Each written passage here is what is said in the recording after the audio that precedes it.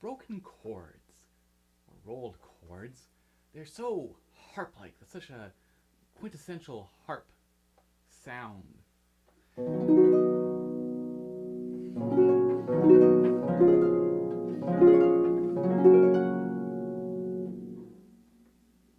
I remember when I first started working on broken chords, I'd probably been playing for a couple of months and got given an arrangement of green sleeves. And there were these broken, starts out with these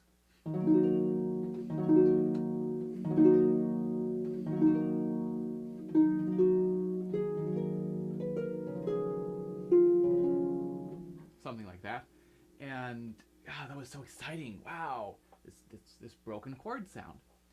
So today I'm going to talk about, first of all, for someone who's maybe just looking at playing broken chords for the first time, and then also talk about broken chords from the point of view of someone, a professional, or someone who is fairly proficient on the harp.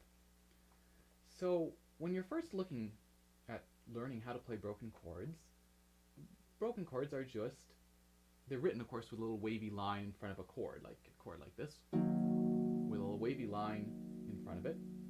And what happens is that instead of playing all those notes right at the same time, like we would normally do,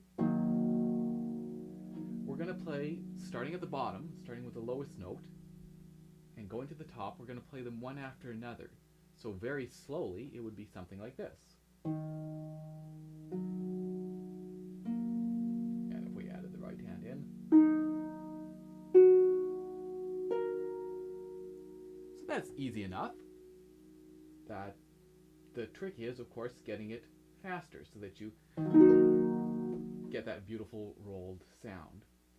And in order to achieve that, it's just a matter of practicing, starting with this slow. So we play the let's place 4 fingers. So we place 4, 3, 2, and 1.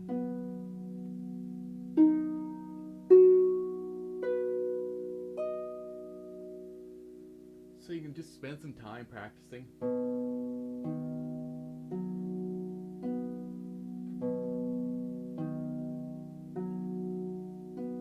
You play them, find them all again, get ready.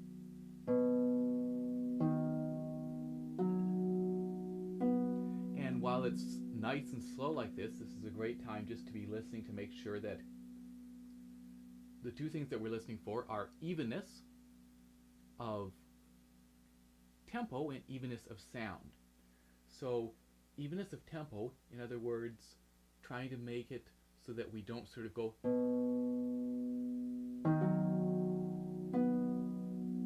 so that it doesn't sort of slip in there, so that each of those notes are placed exactly equal distance from the preceding note.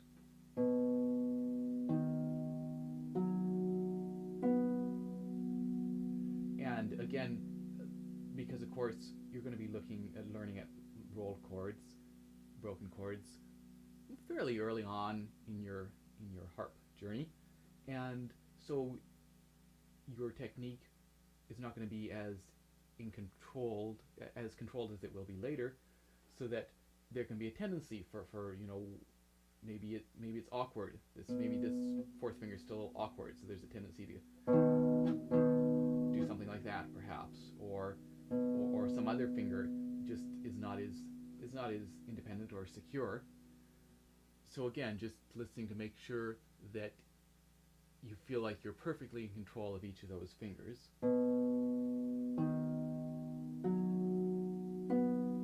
And the other thing about evenness is making sure that you're hearing each string is an equal volume.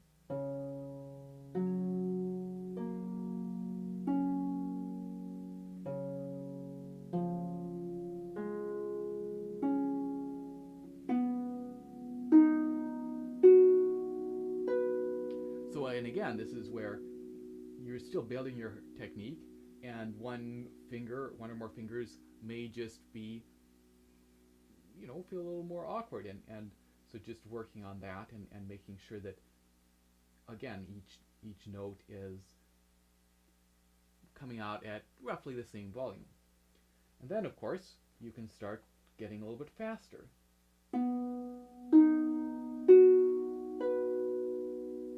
And you'll see, for me, I mean, this you still feel perfectly in control. It's not like we're going downhill and some out of control. It's just, and I feel like there is a ton of time between each note, that it's not hurried, that I'm able to relax after playing each finger. You know, I play this finger and everything's just relaxed. Play this finger, everything's just relaxed. This one, we're all relaxed.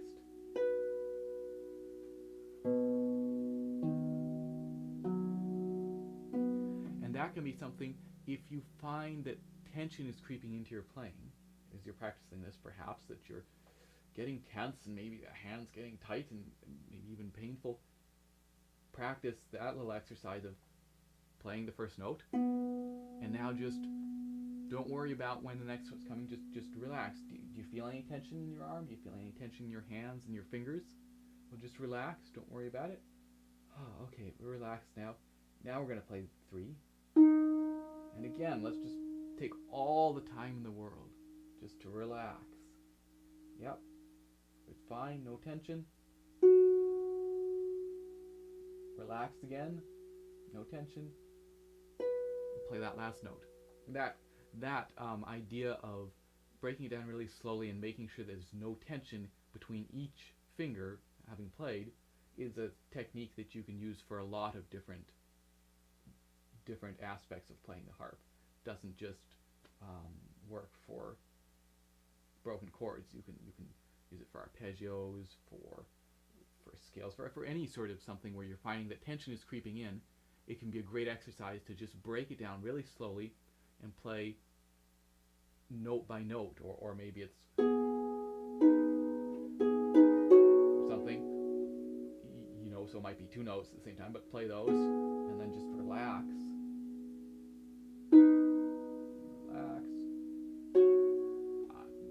And that can be a great way to just help make sure that no tension is creeping in.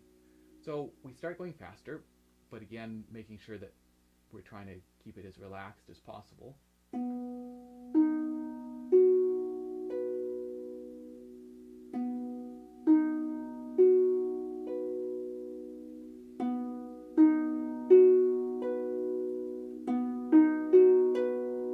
And think, okay, am I still relaxed? Is that still, you know, as you're learning, it's going to be a little bit tense, a little bit exciting, because one of the things that can happen is you're telling yourself it's faster, and so of course you're going to tense up. And in order to play really fast, you have to be as relaxed as possible. It's kind of counterintuitive, because we think our sort of natural response to something, like let's say there's a difficult passage coming up. You're playing along this piece, and oh, here's this really difficult, fast passage, and you get tense because but it's actually that makes it so much harder.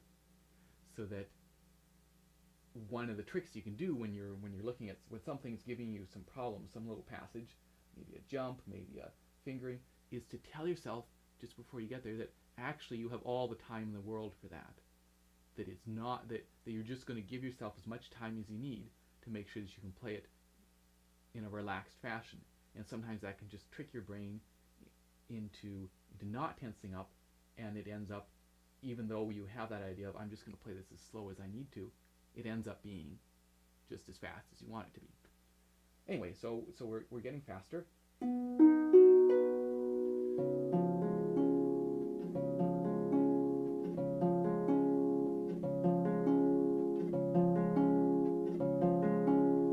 And of course, at the same time, we can practice just playing that chord.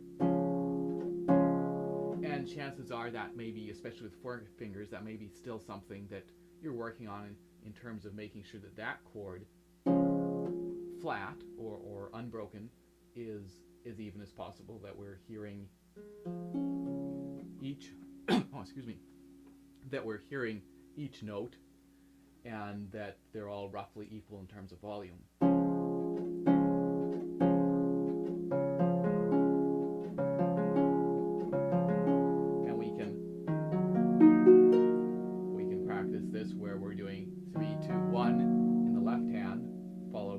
2, 1 in the right hand.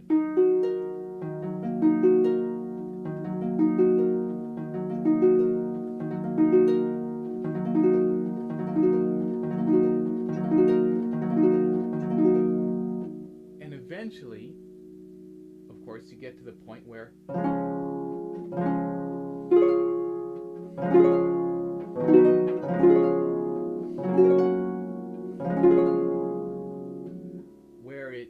they just come that small instant. Each one is coming just a second ahead, not even a second, just a tiny instant ahead of the next one.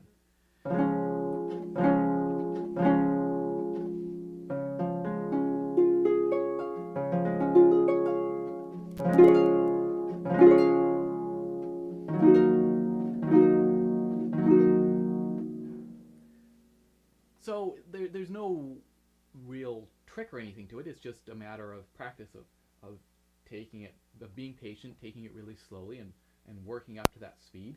You can practice, say, 2 fingers at a time. So you've placed this, you might go practice playing those.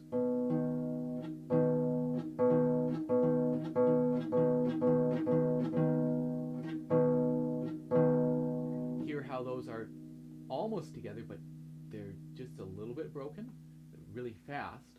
So that's a chance to practice a really fast break with only 2 fingers, so that it's easier than trying to do 3 fingers or 4 fingers. You're just doing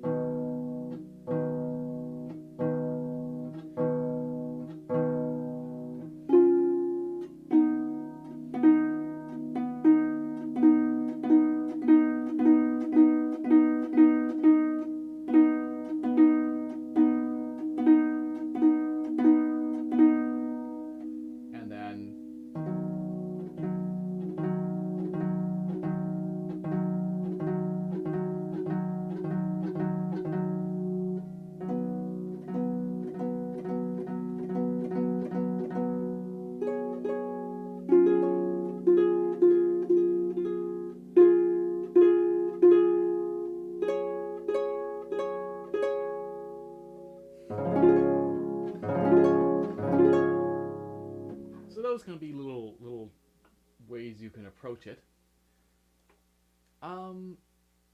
Now, let's talk a moment about where the beat comes on a broken chord. Typically, the beat comes on the very last note, so that if you have this, the beat will come up on that last note, or possibly if you have this, it's coming all the way up here, so that if we go, you're going to, if you think of the beat, like here's the beat.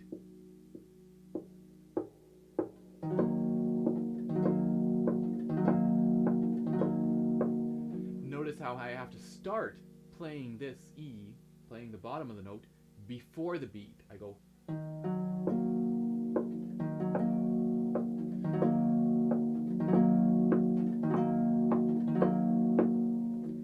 so that if you have a big chord that's maybe even slower, that's a kind of a slowish break. And let's say you're playing with an orchestra or with a group or an ensemble or whatever. If you're wanting to place that last note on the beat, you're going to have to start a reasonable amount ahead of time. So you're going to have to anticipate where that last note is coming and match it up. Here's the beat.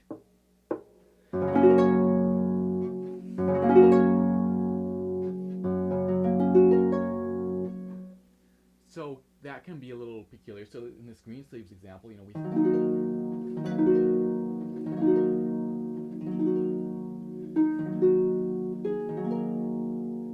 so this note is getting played last. We're going.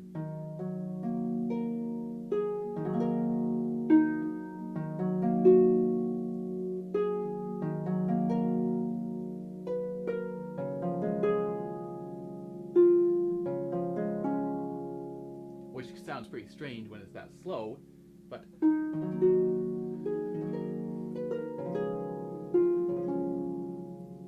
sounds quite nice when it works out, when the chord is a little faster. Now, occasionally, you will be asked to, or you'll want to break it so that the beat starts on the bottom of the chord, so that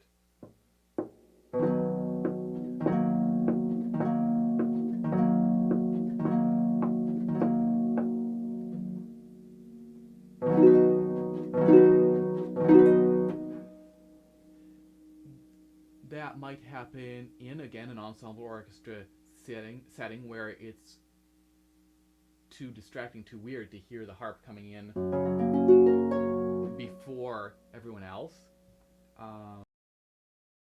It might happen in a particular piece of music. This, when it's broken on the beat, with the bottom note being with the beat starting with the bottom of the chord.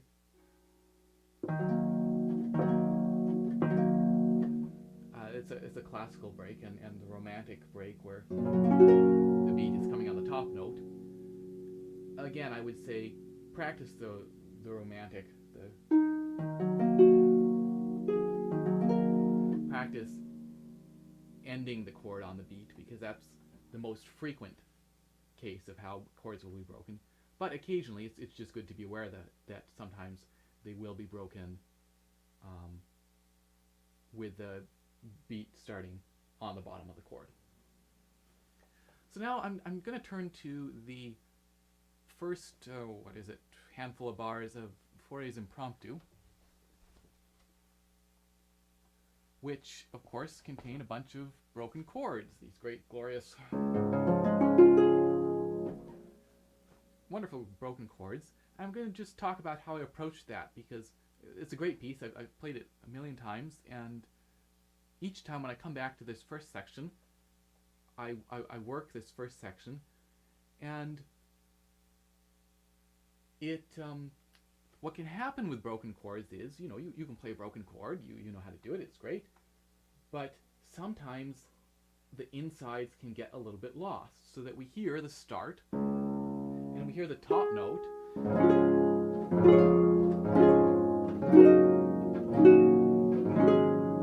so in those chords, for example, the middle was meh, it was there, but it wasn't great. It wasn't totally even, and we're just losing a little bit of the middle. So whenever I go to work on this for a performance, I'll work on I'll play it really arpeggiated, really slowly, so that it's just a string of, I don't know what it would be, 30-second notes or something.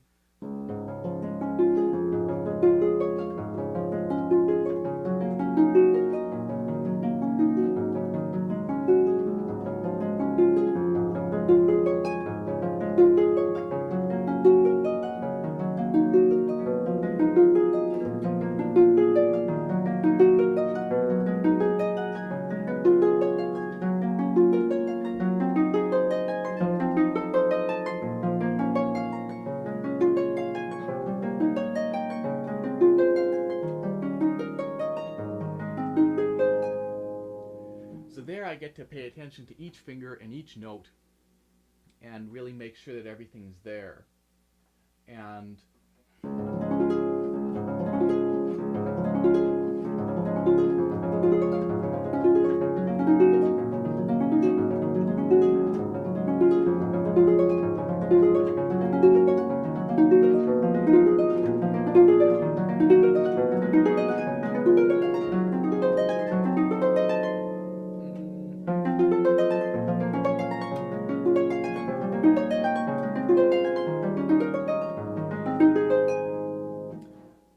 I haven't been working on this, so my apologies for any wrong notes, but so they're doing it again slower than you would perform it, but a little bit faster than that first time, and making sure that all those notes are there.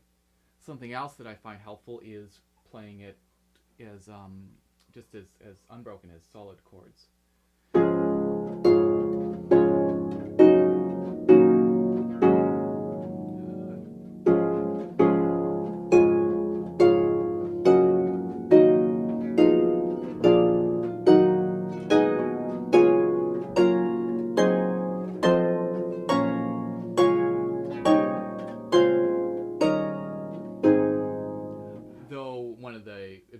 of that doesn't necessarily have to do with the chord itself. It just has to do with the phrasing, with the shape of the chord, because in a passage like this where there's all these broken chords, we can start to lose the shape. It just becomes this run of notes, this whole mess of notes. And by playing those chords just unbroken and flat, it helps remind us what is actually going on melodically and how we want to shape what's happening. So doing both the really slow and the flat, and then hopefully you get these chords just sounding really good, and every note, not just the bottom and not just the top, but every note inside that chord is coming through and is even. So let me give it a try.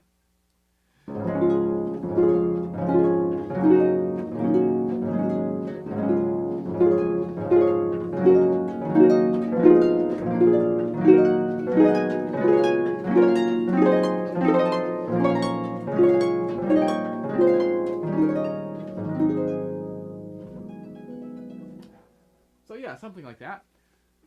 So some things to think about in terms of chords. And that's all I have for you this week. See you next week. Cheers.